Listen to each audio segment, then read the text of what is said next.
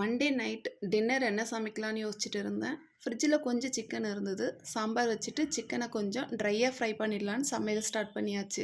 அதுக்கு ஒரு கடாயில் கொஞ்சம் எண்ணெய் விட்டுட்டு பட்டை, லவங்கம், பிரியாணி இலை, நீட்டு மிளகாய், வெங்காயம், கருவேப்பிலை, உப்பு சேர்த்துட்டு நல்லா வதக்கி விட்டுட்டு இஞ்சி பூண்டு பேஸ்ட்டு சேர்த்து பச்சை வாசனை போகிற வரைக்கும் வதக்கிடலாம்.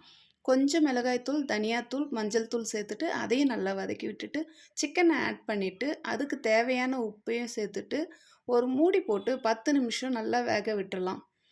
அப்படியே சாம்பாருக்கும் ஒரு தாளிப்பு நம்ம ரெடி பண்ணிடலாம்.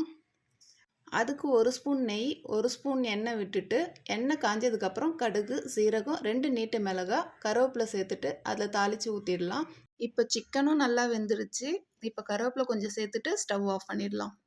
இது என்னோட ஃபர்ஸ்ட் மினி விலாக். இந்த வீடியோ உங்களுக்கு பிடிச்சிருந்தா சப்ஸ்கிரைப் பண்ணி சப்போர்ட் பண்ணுங்கள். நாளைக்கு இன்னொரு விலாகில் சந்திக்கலாம்.